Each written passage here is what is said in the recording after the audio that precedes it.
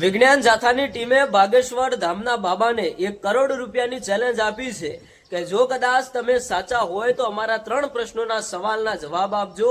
તમે જવાબ આપી દીધા તો તમને 1 કરોડ રૂપિયાનું ઇનામ આપવામાં આવશે અને આજથી જ અમે વિજ્ઞાન જાથાનું કામ બંધ કરી દેશું. મિત્રો, તમે જાણતા હશો કે વિજ્ઞાન જાથાની ટીમ જેવી રીતે કોઈ પણ એવા લૂંટેરા ભુવાઓ હોય છે એમને પકડતી હોય છે અને એમને એ કામ બંધ કરાવતી હોય છે અને લોકોને અંધશ્રદ્ધામાં ફેલાય એનાથી દૂર કરતી હોય છે. હું કોઈ ભુવાઓનો વિરોધ નથી કરતો, હું પણ માતાજીમાં માનું છું, પણ જે લોકો લૂંટે છે, જે ભુવાઓ લૂંટણીયા કામ કરે છે, એમના માટે જ વિજ્ઞાન જાથા એક્ટિવ રહે છે અને એવા ભુવાઓના ધંધા બંધ કરાવે છે. ભાઈ, બધા ભુવાઓ સાચા પણ નથી હોતા, બધા ખોટા પણ નથી હોતા. જે સાચા છે એમને તો આખી દુનિયા જાણે છે, પણ જે લોકો દુનિયાને લૂંટતા હોય છે એવા ક્યાંક ને ક્યાંક અત્યારે હાલ વિજ્ઞાન જાથાની ટીમ એક્ટિવ થઈ છે.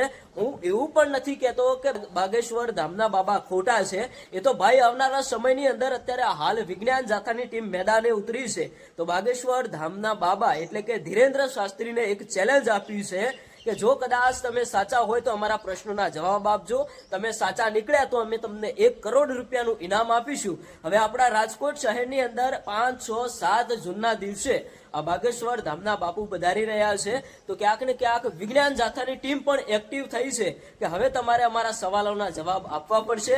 જે બાગેશ્વર ધામના બાપુ જે ભાઈ પરચી લખતા હોય છે, તમે બધાએ જોયું કે પરચી લખીને લોકોના વિચારો, લોકો શું કામ કરવા જઈ રહ્યા છે, તમારા મનના પૂરેપૂરા વિચારો આ બાગેશ્વર ધામના બાપુ લખીને રાખતા હોય છે અને લોકોના સવાલ છે, લોકોએ બતાવ્યું છે કે આ સાચું પણ પડતું હોય છે. પણ હવે ક્યાંક ને ક્યાંક વિજ્ઞાન જાથાની ટીમ આ બધામાં માનતી નથી, સાયન્સ કોઈ પણ જાતે માનતું નથી.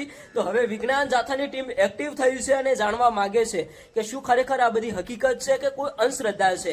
એટલા માટે જ ભાઈ 1 કરોડ રૂપિયાનું ઇનામ રાખવામાં આવ્યું છે. વિજ્ઞાન જાથાના જયંત પંડ્યાએ એક મોટી ચેલેન્જ આપી દીધી છે. શું ખરેખર બાગેશ્વર ધામના બાપુ સાચા હોઈ શકે કે ખોટા હોઈ શકે કે લોકોને અંધશ્રદ્ધાની અંદર ફેલાવવાનું કામ કરી રહ્યા છે? એ ભાઈ આવનારા સમયની અંદર ખબર પડવાની છે. તો આપણી આ આઈડીને ફોલો કરીને રાખજો અને તમે શું કહેવા માંગો છો એ પણ કોમેન્ટ કરીને જણાવતા જજો.